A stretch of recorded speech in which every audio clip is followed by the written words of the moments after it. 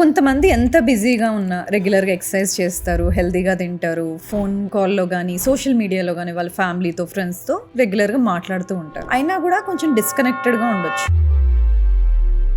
అది కొన్ని రోజులు ఉంటే ఓకే, బట్ ఇదే డిస్కనెక్టెడ్నెస్ లాంగ్ టర్మ్గా ఉంటే అది జస్ట్ ఎమోషనల్ థింగ్ అవ్వదు, అది బాడీ పైన ఎఫెక్ట్స్ చూపించడం స్టార్ట్ చేస్తుంది. అప్పుడే అది బయోలాజికల్గా కూడా మారుతుంది. లాస్ట్ 10 years ఆఫ్ రీసెర్చ్ చూస్తే 2015 to 2025 ఎన్నో స్టడీస్లో కూడా ఇలా సోషల్గా డిస్కనెక్టెడ్గా ఫీల్ అయ్యే వాళ్ళు ఆర్ లోన్లీనెస్గా ఫీల్ అవ్వడం అనేది not just emotional, it is biological. ఎందుకంటే వీళ్ళల్లో death from any cause of the disease can increase by 30%. అంటే యాజ్ సింపుల్ యాజ్ లోన్లీనెస్ అనేది it is almost equal to smoking 15 cigarettes a day. ఇదే కాదు, ఈ loneliness అనేది కూడా risk of heart diseases alone it is increasing by 20%. And ఎవరైతే loneliness నుంచి social connections మళ్ళీ డెవలప్ చేసుకుంటారో వాళ్ళల్లో risk of any disease decreases by 50%. అందుకని today it is declared loneliness అనేది మనం హెల్దీగా ఉండడానికి మోస్ట్ ఇంపార్టెంట్ ఫ్యాక్టర్. అందుకని రీసెంట్ టైంలో లాంజివిటీ అసెస్మెంట్స్ లో one of the important health metric వచ్చేసి loneliness.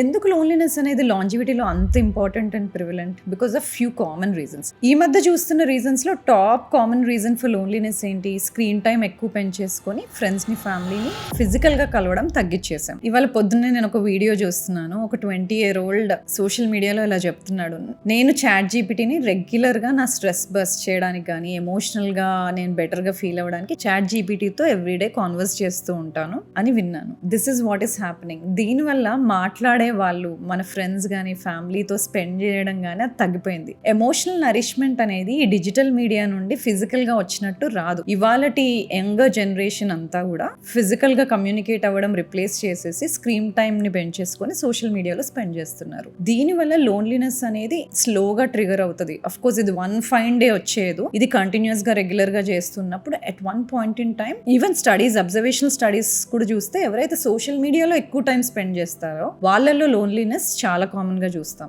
Next common reason urban mobility and dispersed families. General గా జాయింట్ ఫ్యామిలీస్ లో ఉండేవాళ్ళు they learn lot of compassion, flexibility or even resilient గా ఉంటారు. కానీ అర్బన్ మొబిలిటీ వలన joint families move towards nuclear families. So already existing strong social network ఏదైతే ఉంటుందో స్లోగా అది కొలాప్స్ అవుతూ ఉంటుంది. Same thing happens for people ఎవరైతే హైయర్ ఎడ్యుకేషన్ కోసం, వర్క్ కోసం అర్బన్ సొసైటీస్ కి మూవ్ అయిపోతారో దే లూజ్ దట్ నెట్వర్క్. వీళ్ళల్లో కూడా లోన్లీనెస్ అనేది చాలా కామన్ గా ఉంటుంది.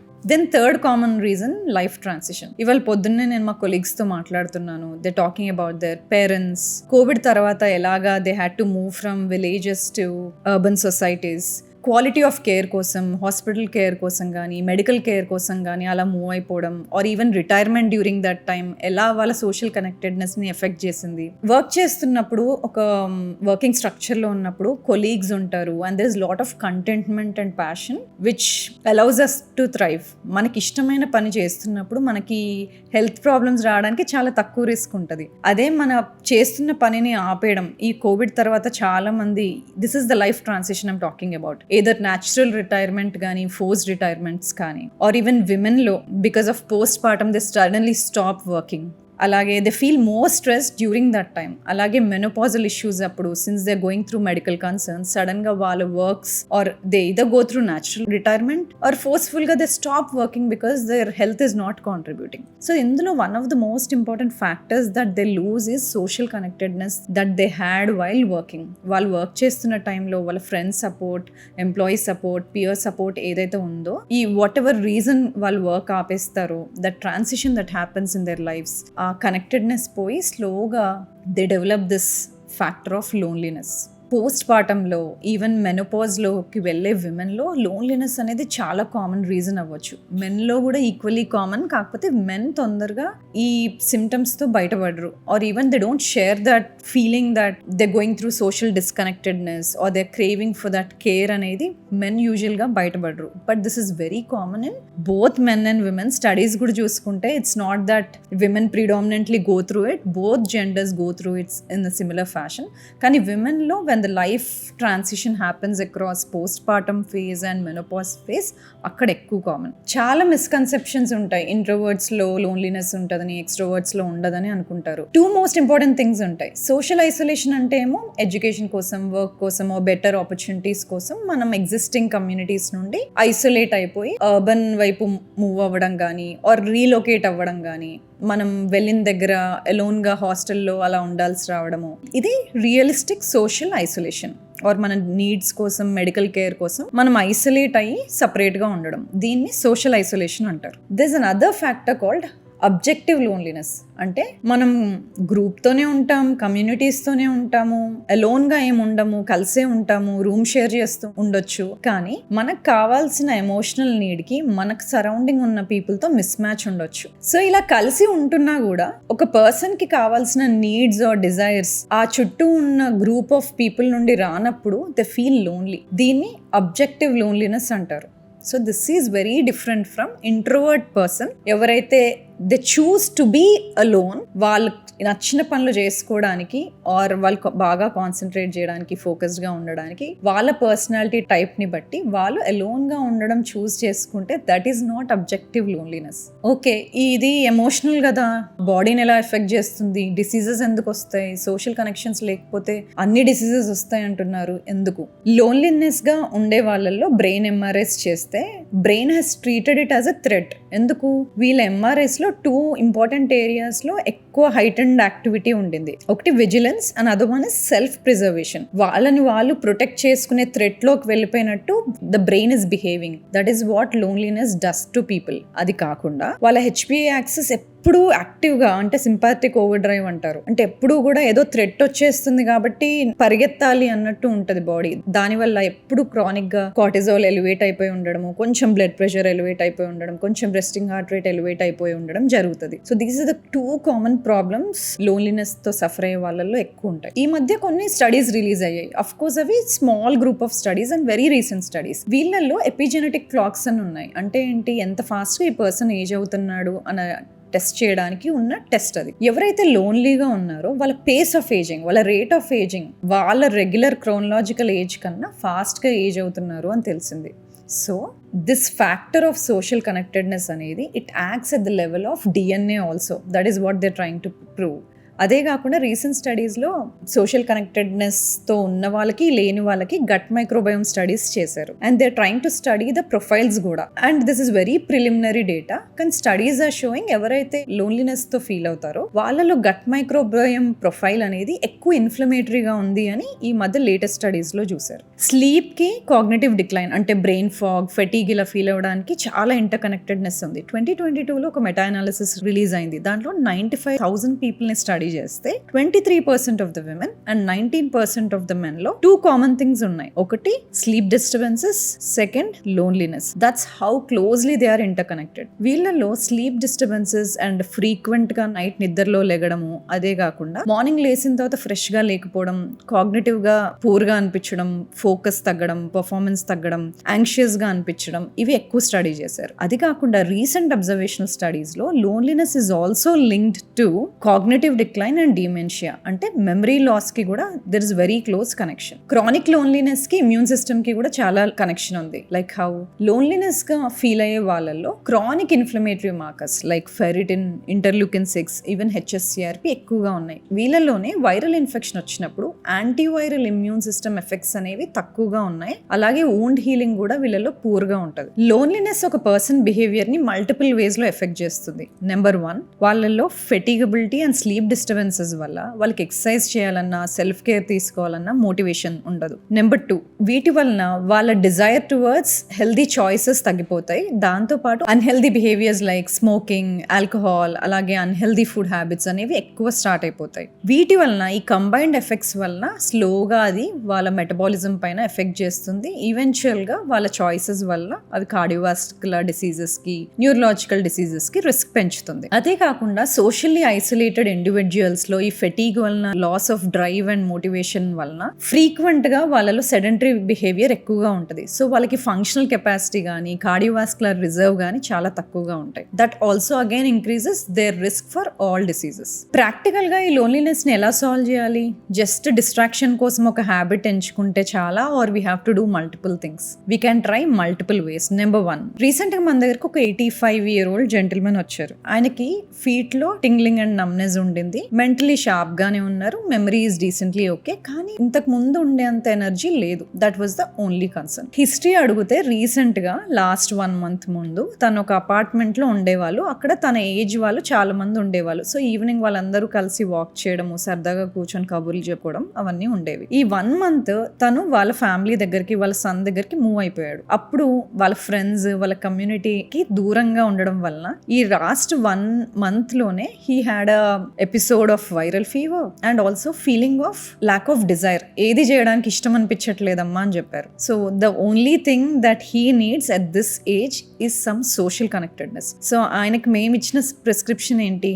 social connectedness. So the number 1 thing that should change is a prescription. వీళ్ళకి కావాల్సింది 1 prescription from a clinician which will include social connectedness.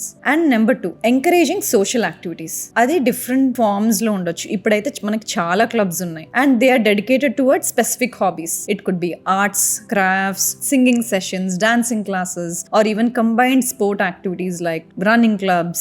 There are so many clubs which are dedicated to different hobbies. అలాగా hobby related activities కానీ, social recreation clubs లో join అవ్వడం కానీ, group activities చేయడం వల్ల కానీ the feeling of loneliness will come down. Next is psychological therapist. Usual గా psychologist different forms of methodologies ని ఇన్కార్పొరేట్ చేస్తారు. Like cognitive behavioural therapy, social cognitive therapy, or even mindfulness based therapies ఇలా use చేస్తారు. దీనివల్ల mostly they will try to tackle this loneliness. Recent గా Iran లో కొంతమంది elderly aged women లో ఒక 8-week మైండ్ఫుల్నెస్ థెరపీ చేశారు. So they chose loneliness women and applied this mindfulness therapy. వీళ్ళలో 8 weeks తర్వాత స్టడీ చేస్తే వాళ్ళల్లో ఉండే ప్రో ఇన్ఫ్లమేటరీ జీన్ ఎక్స్ప్రెషన్ అనేది తగ్గింది. That means loneliness can be tackled with mindfulness based therapies అని ప్రూవ్ చేశారు. ఇంకో ఇంపార్టెంట్ ఇంటర్వెన్షన్ ఏంటి లోన్లీనెస్ కి? Animal based therapy or having or adapting and spending time with the pets.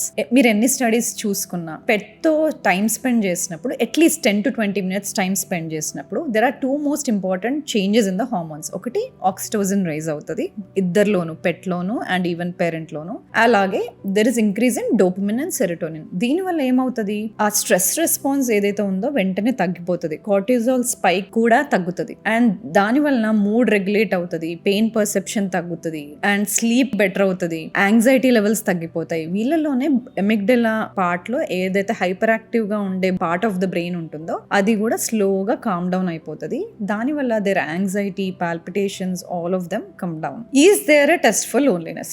Loneliness ని test చేయడానికి separate గా ఒక బ్లడ్ టెస్ట్ కానీ మార్కర్ కానీ ఉందా? అలా డైరెక్ట్ టెస్ట్ లేదు, కానీ లోన్లీనెస్ వల్ల ఏ సిస్టమ్స్ అయితే ఎఫెక్ట్ అవుతాయో ఆ చేంజెస్ ని చెక్ చేయడానికి సిస్టమ్స్ ఉన్నాయి. అంటే ఏంటి? టెఫెక్స్ ఇన్ఫ్లమేటరీ సిస్టమ్ కాబట్టి we can look in to ferritin, HSCRP, interleukin six. అది స్లీప్ ని డిస్టర్బ్ చేస్తుందా, రెస్టరేటివ్ స్లీప్ ఉందా లేదా చెక్ చేయడానికి స్లీప్ క్వాలిటీని ట్రాక్ చేయొచ్చు బై యూజింగ్ స్లీప్ రింగ్స్ కానీ వేరియబుల్స్ కానీ. And also we can track heart rate variability. అలాగే ఆటోనామిక్ నర్వస్ సిస్టమ్స్ ఎఫెక్ట్ అవుతాయి. వీళ్ళు ఎక్కువ సింపాథిక్ ఓవర్ డ్రైవ్ లో ఉంటారు కాబట్టి we can do autonomic nervous system test and check sympathetic overdrive లో ఉన్నారా లేదా. అలాగే వాళ్ళకి ఎక్కువ రిస్క్ ఆఫ్ విజరల్ ఎడిపోసిటీ ఉంటది కాబట్టి we can check for the presence of fatty liver. అలాగే స్లీప్ డిస్ట్రప్షన్స్ క్రానికల్ గా ఉండి అండర్ యాక్టివిటీ ఉంటే, ఫిజికల్ యాక్టివిటీ ఏమీ లేకపోతే then there could be a risk of insulin resistance. So they could be higher HOMA IR ఇలాంటివి. So these are the indirect markers we can see. But there is one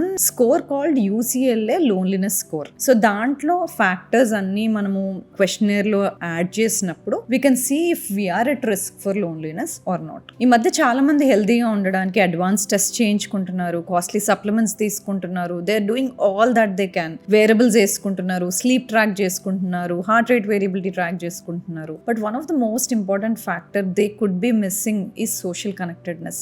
ఇది ఎందుకు మాట్లాడుతున్నాను అంటే, మనం అందరం collective సొసైటీస్లో ఉంటాము, జాయింట్ ఫ్యామిలీస్లో పెరిగే వాళ్ళం, కానీ అర్బనైజేషన్ వలన we are moving away from that, more migration is happening. So the missing component ఇక్కడ ఉండేది existing social connectedness or the harmony that we had living together in societies. అది మనకి చాలా అవసరం. హ్యూమన్స్ ఏ విధంగా థ్రైవ్ అవ్వాలన్నా, హెల్త్లో కానీ ఆర్ వర్క్లో కానీ, they need that bonding, that compassion, care and so emotional regulation అనేది వెరీ ఇంపార్టెంట్ ఫ్యాక్టర్. అది మిస్ అవుతే no matter how costlier supplements we take, how advance test మనం ఎంత చేసుకున్నా కానీ we may not have the outcomes that we desire. Today we know stress అనేది అన్ని డిసీజెస్కి కాజ్ అని మనకు తెలుసు, కానీ loneliness is becoming more and more common nowadays, ఎస్పెషల్గా యంగర్ చిల్డ్రన్లో, యంగర్ అడల్ట్స్లో, రీసెంట్గా వర్క్ కోసము, ఎడ్యుకేషన్ కోసం మైగ్రేట్ అయ్యే వాళ్ళలో loneliness is one of the most important root causes, and that అదొక్కటి చాలు to trigger so many health problems.